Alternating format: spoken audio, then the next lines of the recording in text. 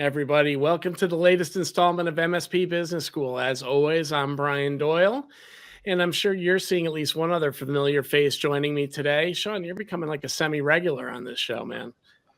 I like to spend quality family time with you, Brian. I appreciate that. I feel like right there, like deep heart, lots of love. And with us is a new face, though, somebody that has not been on the show yet, and that is Daniel Ellis, who is one of the finalists in Pitch It. And today is the continuing saga of our, Pitch It prep, our run up into IT Nation, and making sure that we're giving all the Pitch It finalists who work so hard to get there some time to share their stories with you, the listeners, with us. And in doing that, we're going to turn the tables a little bit today, too.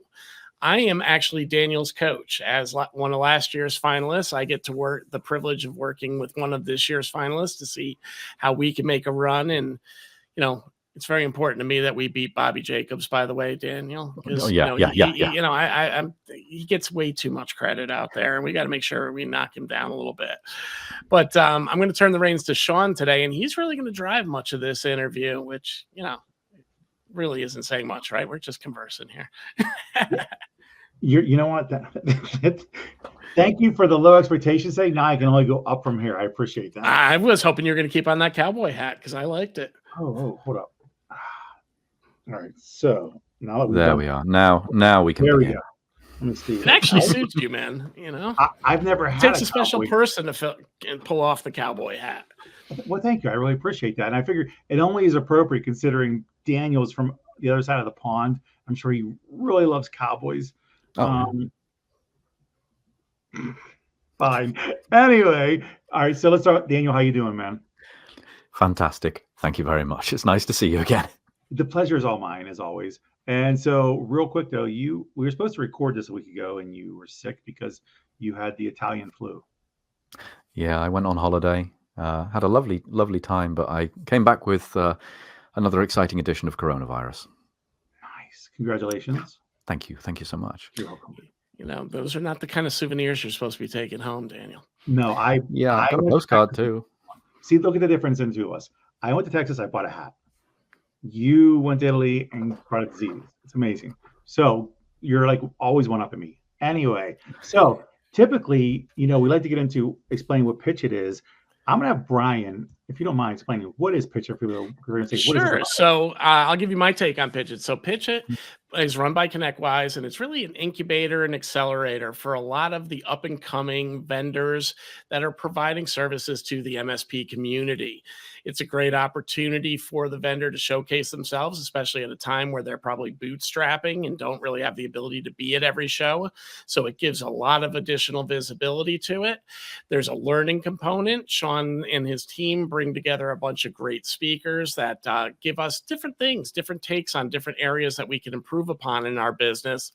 And then I don't want to shortcut this, but it builds community too.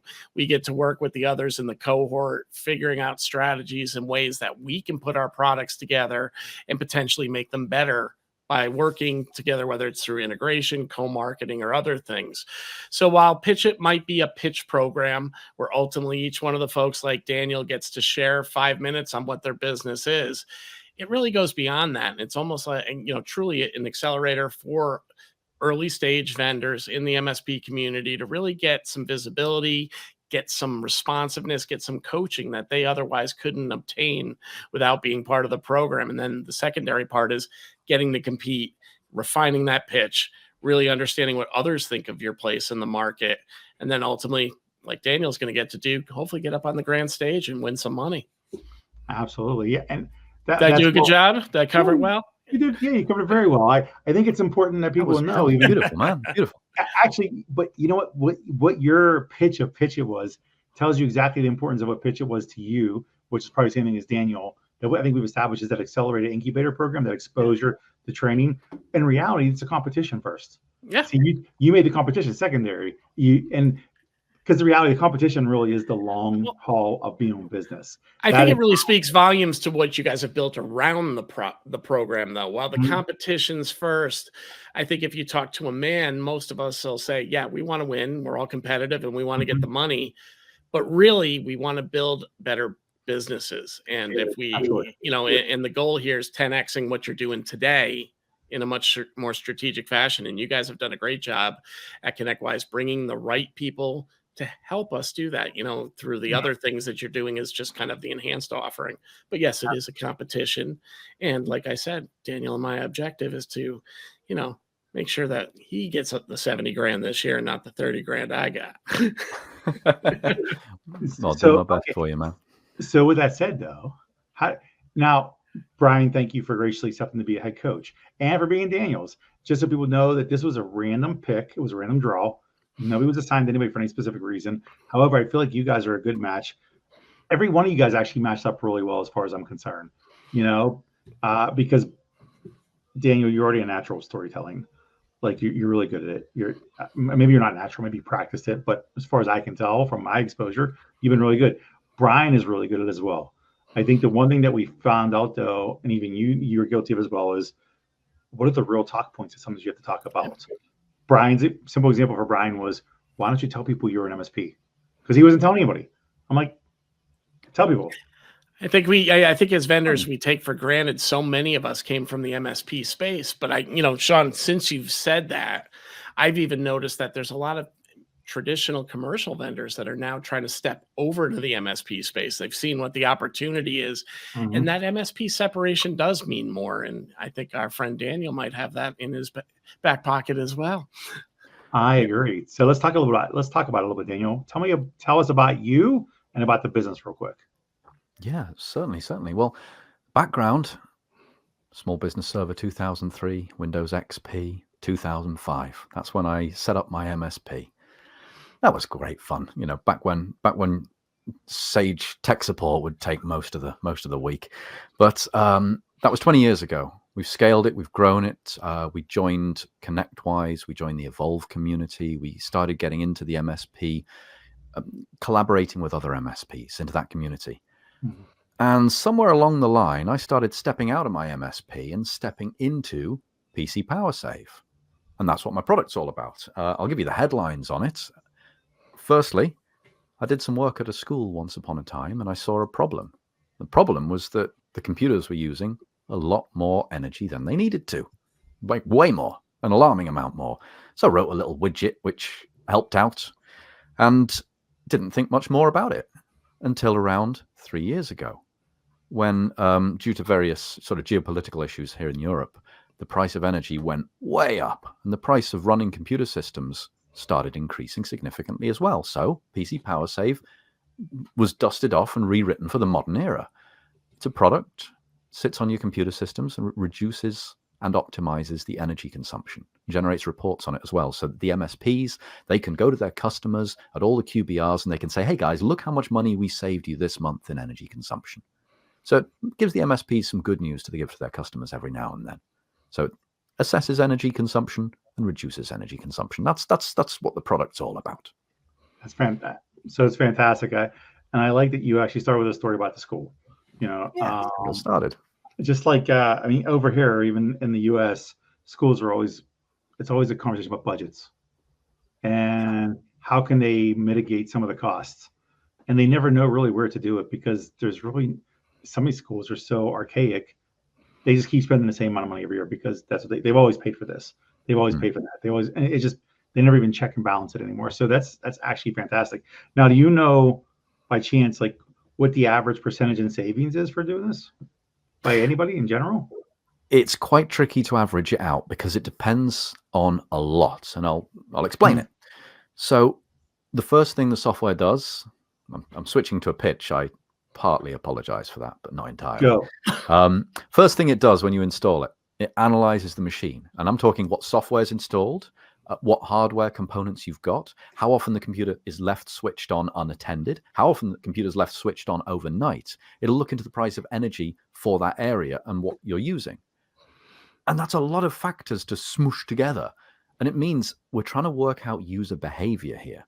So in one environment, I managed to save across about 60, 70 computers, managed to save £500 per month in the first month that it was switched on. But that's all down to the user behavior. That was down to a load of people who use desktop computers, and quite a few people left the machines on overnight. Naughty. But you've got other businesses where they'll switch their laptop on for an hour a day. So there's a right amount of variance here. Sure. But generally, we found that we're saving about 10 to 20%, probably about 16% on the computers that are used really well. And on the computers that are used really badly, oh, goodness me. I mean, you find that a running cost of £30 a month, that'll drop down to it's been about 8. So I don't know what percentage that is. Couldn't tell you off the top of my head. 30 a month down to 8. That's a pretty nice saving. That's like whatever like currency you use. That's literally about 60%. It's Maybe 66% along that lines, because you're sitting almost like 60-70% approximately, but not really. But that makes sense, right? When you think about a school system, they're using the computers about 8 hours a day. That means there's 16 hours that they shouldn't be on. If you can optimize that period, that's about 60%. So that equation fits. Well, I studied it in one customer. They had lessons around, first period in the morning, and they didn't have lessons again until last period of the day. I think that was every Thursday. And for the entire day, the computers were switched on unattended, generating heat. If a process crashed, the CPU would ramp up to 100% and they'd kick out more heat and you'd hear the fans going. And then the aircon plant would fire up. So they're wasting energy in lots of different ways. But that was every single Thursday. The computers would be on all day, not even being touched. Wow. And there are loads of businesses that do the same. It's not just schools, loads of businesses. Someone will come into work, they'll have a meeting at 9. They'll work in the morning, then they'll have a meeting and they won't come back until the next day sometimes. Yeah. That happens. But all the time. Okay, and I love that concept. And especially if it's always user error first that costs all the money. Yes. So you're actually sort of mitigating user error as well. Yes. That's actually the primary saving we're making. We make savings in a whole bunch of ways that users would never think of. There's a lot once you pop the hood, there's a lot of settings in Microsoft Windows that can be used to optimize energy efficiency that no MSP would ever touch. Most MSPs don't even have access to those switches to control it. We've given access to all of that now and making some pretty nice savings, but that's not user error. I can't hold the users responsible for that, but the whole pitch, the whole product is we optimize the energy consumption. With the product, you'll save a bit of energy or you'll save a lot of energy. But in either case, you're doing the absolute best you can to be as energy efficient as possible, which most businesses love. They love being able to save. And one last question. Is it for only PC or is it also Apple?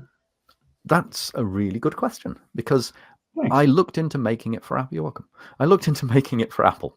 But because Apple write the operating system, they authorize the software, and they make the hardware as well, because they're the only manufacturer that can do that, they've made it really, really efficient. That's why my laptop on my Mac the battery lasts so long. They're really efficient. So I could write something for Mac, and we probably will at some point, but the savings would be much smaller. So the advantage isn't as strong to the customer. The value add is diminished. Got it. Okay. So over to now, Brian, again, we talked about this before. One thing you talked about is being an MSP when you went on your pitch. One thing Daniel said right away is back in 2002, 2003, when I was an MSP, I don't even think it was even called MSP, by the way. It was like IT guy, computer fixer guy. IT support, man, Yeah, right. So, what would you say is some of your takeaways aside from that from when you were in the program itself? Because you did go to the finals, and that's hard. Yeah, so as I said, especially when you're getting into the finals, most of the the competitors have really done a good job of refining their pitch and getting ready to perform. So the pitch itself is usually pretty tight at this stage. But the thing that you've really got to play into mind, and I've shared with Daniel, is you're now going out on the grand stage, if you will. There's 600, 800, 1,000 people in the room that are now watching you. You're not behind a screen like we are in the preliminaries. You've really got to work on things like your timings. Know where you are, because you're going to be a little amped up. You're going to be a little bit more nervous, as you get into this kind of setting than you might be on the online setting. So, know where you need to be at the end of different segments in your pitch. You're usually talking about 3 to 5 topics in a pitch, realistically, during that period. Where do you need to be at the end of the first one? Is it at a minute and a half? Look down at the clock. There is a clock, if I recall, Sean, that you guys set up on the floor, so we're able to keep track of that. Am I ahead of schedule or am I behind schedule? And you better really practice beforehand how you can either make up time or reduce time within each section. What's that thing I can cut out if I'm running long in this section that nobody will really notice?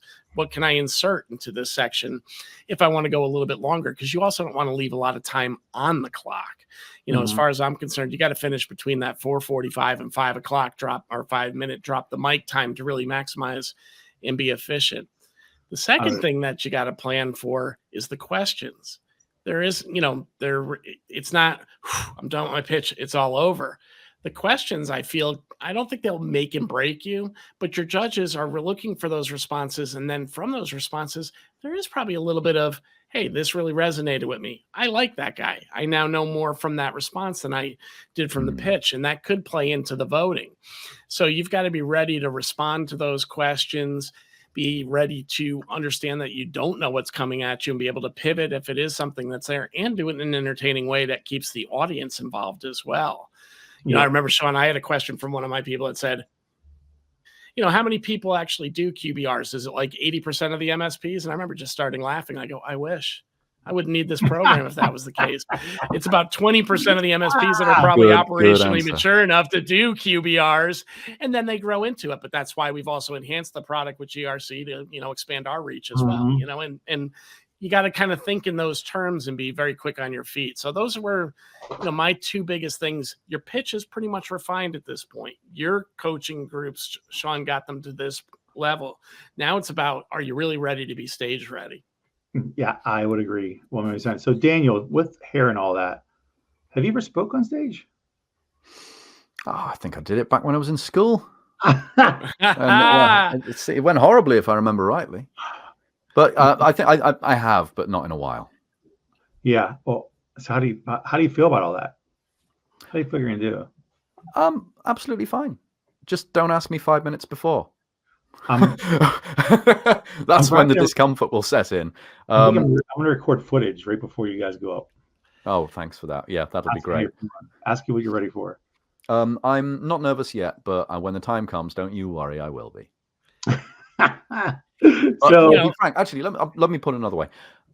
When I first tried to enter 2 years ago, or when I first entered this year, I just kept thinking, wow, if I could explain this product in front of a whole room of MSPs, like on that stage at IT Nation, that would be incredible. What an opportunity. Aha, you provided that. So thanks very much.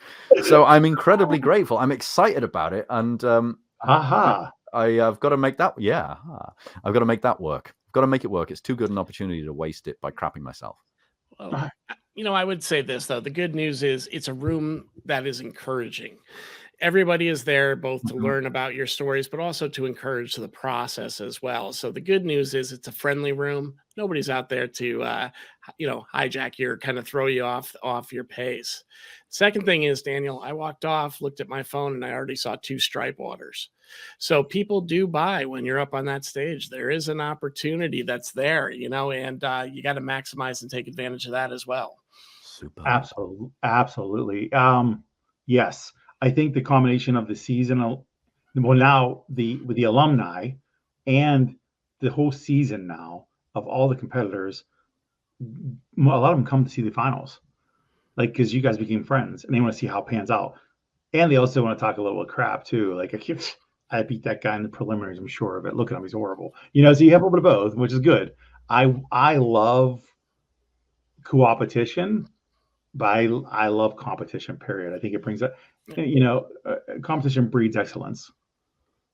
I would say it feels like the industry as a whole, the MSP space is one of those industries where we will be friends with our competitors. We will work with them to help each other to grow together. I found it really reminds me of the IT Nation Evolve groups. Evolve groups, you will sit in a room and you'll all help each other out as an MSP. You've created that with Pitch It as well. You'll all sit in a room and help each other out as a vendor. I adore that. I couldn't agree more. But there's still a competition though too. It's in Evolve. Yeah, because they all talk about the numbers ultimately, right? Yeah. So, and I will say, look, I love Bobby and Mark, and I love Matt and the whole crew over at Nodeware. But in that half an hour that we were in the stage, make no mind. I wouldn't have been unhappy if Matt accidentally stammered over a couple of his words, or Bobby or Mark forgot what they were going to say. In that moment, I would have felt bad, but I would have been happy, and then I would have felt empathetic later, right? But, it is a competition. You want the bragging rights, at a bare minimum, no offense to Marvin, but I don't want his knives, man. I don't want them either. I don't want them either. No. Matt, I saw Matt's look on his face, and I saw Andrew Hoyen's look on their face when they got knives, man. It didn't feel good.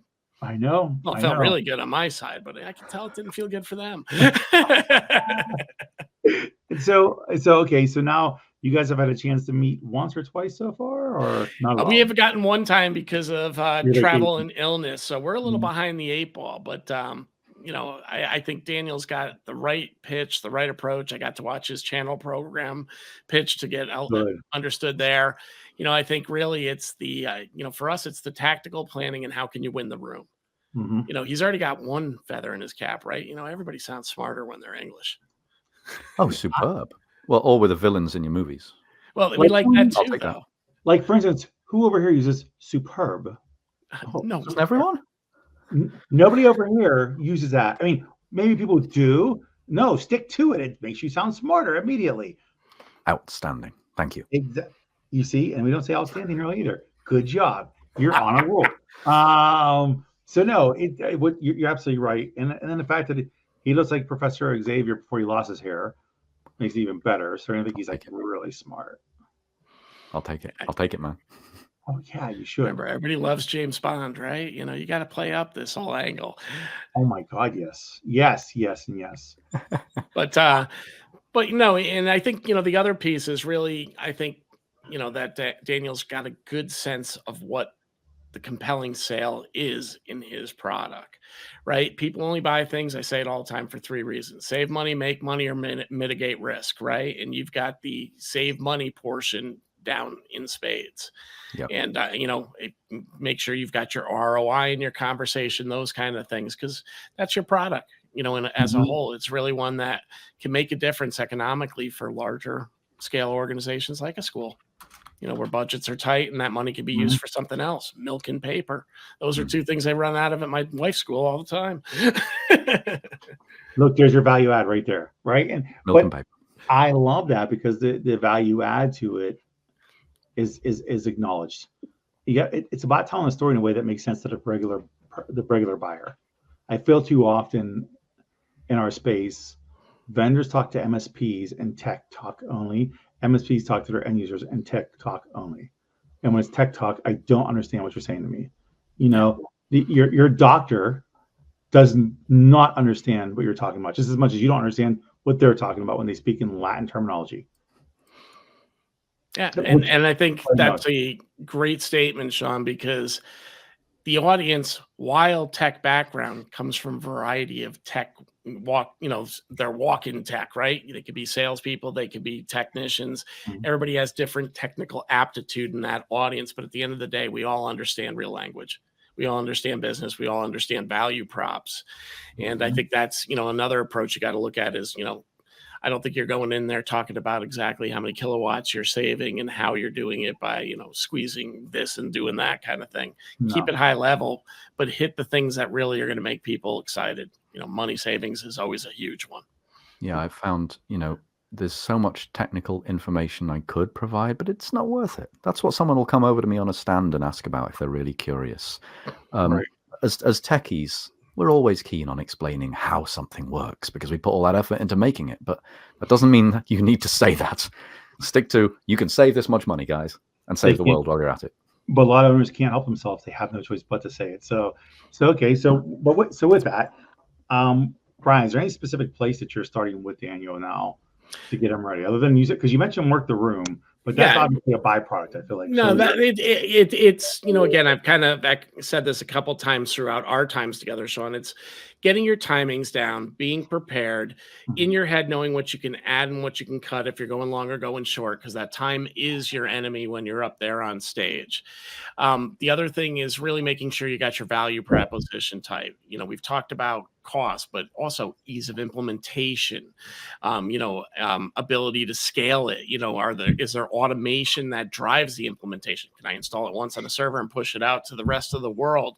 Those are the things that translate into ease of delivery, and that's things, I would say also keep in mind, what are the things your product does that your MSP is going to have to sell when they're selling you? I think a lot of the Pitch It folks, we forget sometimes that ultimately, great, once our customer buys our product, they then need to go sell it. So what are the compelling value propositions that you're going to take, Daniel, from your product and be able to communicate to an MSP so they can just turn around and take your words and, repeat them to get their customer to understand it? Verbatim, in an easy way, as a 4-year-old should.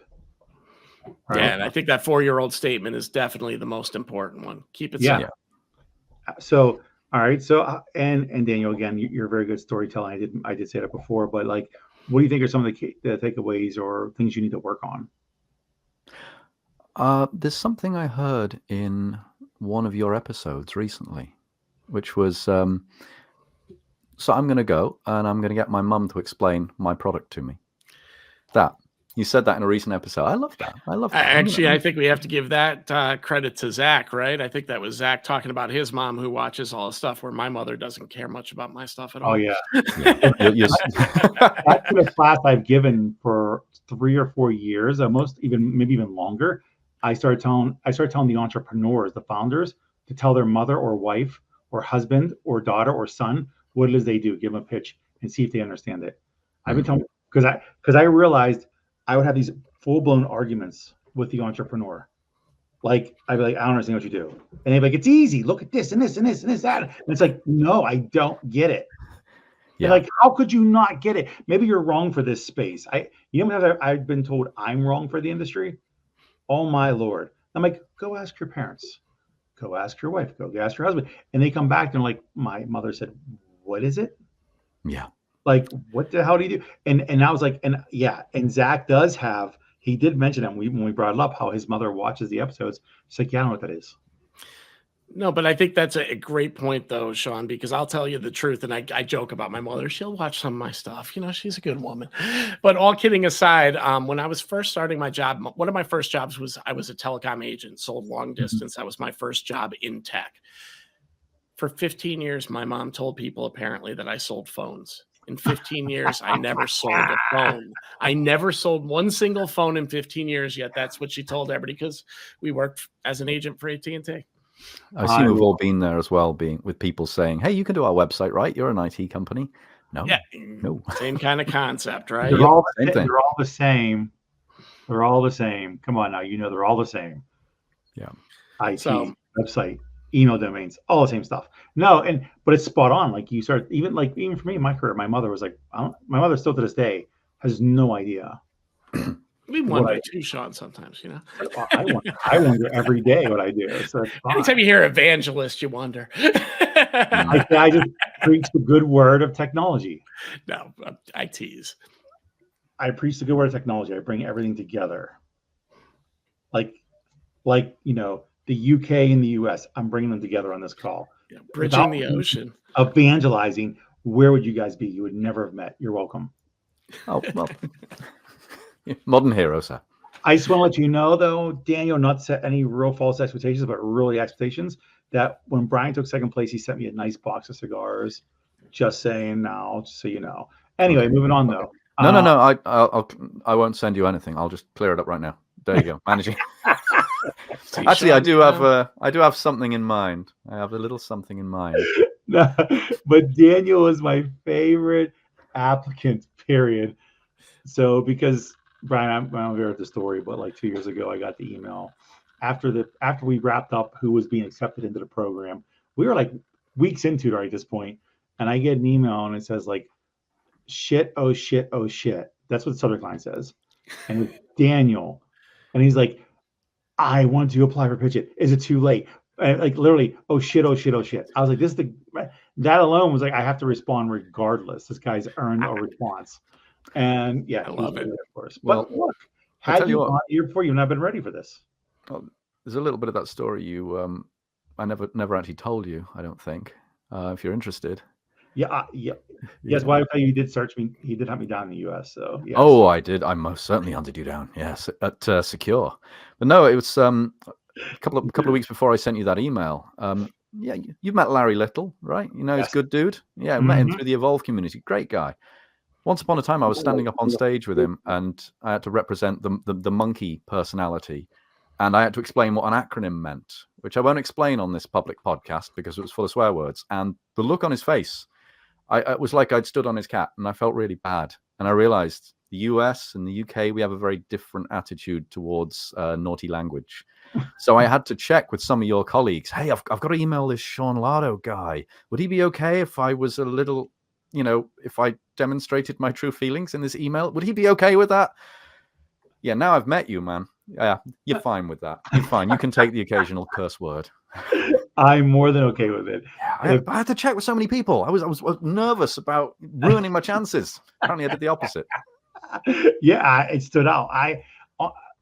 My advice to everybody coming into the space is authenticity. Yeah.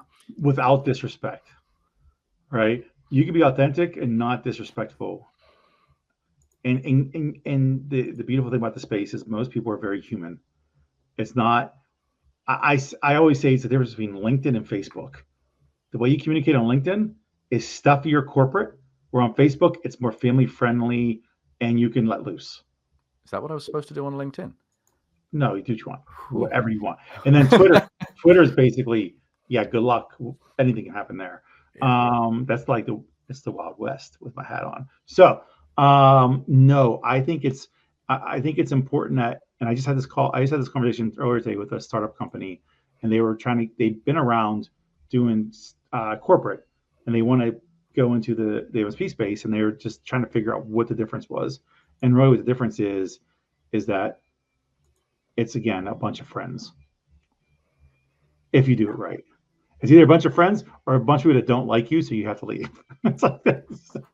Fine. That's how it works. So you think you're ready for the competition now? Oh no. For the finals? No, good. I'm definitely enthusiastic, but I'm not going to stop refining this until 5 seconds before I'm up there. Well, yes, but your deck is due before that, so therefore, no. That's fine. The deck won't change. Just what I say. Oh God, yes. I would say just practice, and that is a key component, because you'll get your timings down, you'll get your inflections down. That's it too. You got to be human out there, right? And you've got to show emotion. And do you have a methodology, Brian, used to practice your presentation? So honestly, what I used to do when I was practicing running up to this was I would still do it in front of, I would do it on Zoom. So at least I was talking into a camera, talking as if there was people out in front of me. I stood at the standing desk to do it, and I would set my timer. So when I would go into it, I would hit my timer to make sure that number was rolling in my face. I was talking to the crowd. And really, when I look back at the video, what I was looking at is, did I keep eye contact? Did I do, there's things that I've been trained. Make sure you look at the whole room, kind of turn your head a few times to the room. So, I was practicing making sure that you were making that connection with the audience, because a big part of it is not just what you say, but how they feel about you. And if you're looking down at your cards, that's not going to, help. If you're looking back at your PowerPoint, that's not going to help, because your PowerPoint will be off, stage right, if you will. It's not in your line of sight. You've got it in front of you that you can kind of see. But, the point is you want to be making that connection. So that's how I practice, Sean. Again, whether that's right, wrong, or indifferent, it was really pretend like the crowd was in front of you, stand up like you're going to be on the stage, and give that speech, and make sure that you're also looking at how am I controlling the audience in it, as much as timings and all that. That's my approach. Absolutely. This year is no podium, by the way. Which actually is probably better. Yep. It is. I didn't like having the podium up there, so we're doing no podium. You will have your confidence monitor, so you can see your deck, and you will have the timer. And actually we'll be unveiling a company. We actually have a Pitch It final sponsor this year, which we'll be unveiling soon. That actually they paid money to sponsor Pitch It because they found the program so awesome. Larger company in our space too. That actually I had 5 different companies approach me that are bigger companies saying, "How do we get involved?" And I was like, "Oh, I don't know. I haven't thought about that. I haven't thought that far." And so now we'll be announcing our Pitch It final sponsor at the event. So I'm pretty freaking excited about that. That's wonderful news. I know, right? Came a long way from 20 people in a room watching this happen. Yeah, man, definitely. So I'm excited. I mean, well, I just want as long as I can, if I get half, as long as I can pace back and forth and wave my arms enthusiastically, I'll be happy. That's what I want to happen. I want that. I want you to be so excited. I want energy. I want entertainment. That's what we. If you're lame and you're very monotone, you lose the interaction. A lot of times people can win something. One thing I learned in sales was, even if you don't know what you're talking about, if you speak loudly, people will assume you know what you're talking about, and they will follow you. Like, this way. Oh, sounds good. Now you go. It could be a cliff, but I said it really loud and confidently. And I think I think getting rid of that podium is huge because it was kind of an obstruction, in the way. By the time I got to Q&A, like, fortunately, because of where your confidence monitor was, you kind of had to stay either on the right side of the podium or at the podium. You couldn't go left, which was kind of tough. And I remember when Q&A happened, I remember actually putting the podium almost behind me. Like when I got hit with that 80-20 question, I actually put my arm on the podium like, wow, that's a good question. And, getting that thing out of the way is going to give you the ability to bring the arms into it. You guys can't see it in this screen, but I'm always moving the arms and giving the Italian inflection. That's my mama. Don't let the silent valve fool you. Yeah, that's odd. Well, no, but you're an Italian. Well, Doyle's the Irish side, right? But, mom's a good Claudia Parlamento. Which should make you louder at the Irish side too. I mean, I'm Italian Irish, obviously. Also, I'm not loud enough for you. For me, yes. All right, guys. Well, we've turned this 20-minute recording. Sean, as a host, failed at least the timing part here, Daniel, and we've gone well over. But I think we should work on wrapping this up. It's been a fun conversation, though, and Sean, thanks for taking the hot seat and kind of driving this thing today. I feel like it was not the hot seat. I feel like you guys had the hot seat. I think we can share the seat. We should. But my 2 cents, and this will be my time for being biased during this this period. Everybody, get out there, support Daniel, let him know that you are ready to see him do his thing. A fine, kind Englishman up on stage who's ready to win $70K. Well said, sir. Come see me at the show. This special offers. That's a great call to action. $70K, that's worth like 10 pounds in the UK. So it should be you can buy like 3 coffees. Oh yeah. It'd be great. I was gonna say maybe pay that one light bill. Yeah. No, hey, I guess I'll close it off because I'm the one running this. So there you go. You know what? Brian, thanks for being on my show today. I really appreciate it. It was a pleasure. You know what? Anytime, you're welcome back anytime you like. Daniel, good luck, man. Thanks, man. Thank you. I look forward to seeing what you can do November 6th, 3 p.m. Eastern Standard, down in Orlando. I don't know what room yet. I'll let you know as soon as I find out, but it'll be on the agenda. Once it's on there, you guys got to start running with it. Excellent. Open bar. Seeing you all as well. And next week, we have our last Pitch It finalist joining us as well, listeners. So come on in and see who's number 3. Number 3 on the depth chart of these shows, and certainly number 2 at least behind Daniel once we go out there and do Pitch It. Wow. I appreciate that, sir. I'm throwing down the gauntlet this year, buddy. I'm glad. Good. I want to see that. Talk smack. I'm sorry. Outstanding. Superb. Splendiferous. Jolly. So that's all we have for today. Thank you all for watching. Look forward to the next episode. Can't wait to not host that one. Thank you, Brian, for giving me the hot seat. All right. Ride 'em, cowboy. Take care, buddy. Toodles.